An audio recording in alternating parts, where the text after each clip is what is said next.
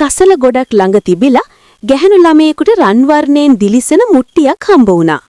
මුට්ටිය අරගෙන තම කුඩා පැල්පතට රැගෙන ගියා. කුතුහලයේ ඇගේ හදවත පුරා පැතිරෙද්දී ඇයි මුට්ටියේ ඇතුළට ඇපල් ගෙඩියක් දමා බැලුවා.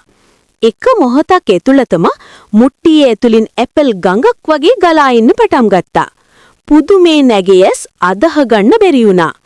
ඇයි ඊළඟට රන් කාසියක් දමා බැලුවා.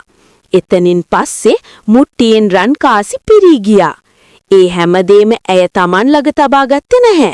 පාරේ ඉන්න හිගන අයට බෙදලා දුන්නා. ඇය කරපු සෑම දෙයක්ම සොරු දෙන්නෙක් බලන්න හිටියා.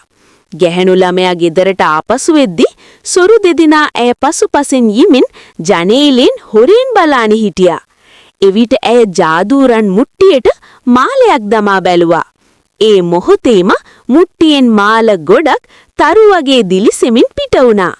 ගැහැණු ළමයා නින්දට ගිය පසු සොරු දෙන්න රන් මුට්ටිය සොරකම් කරගෙන ගියා. ගැහැණු ළමයා ගොඩාක් දුකින් හඬා වැළපුණා.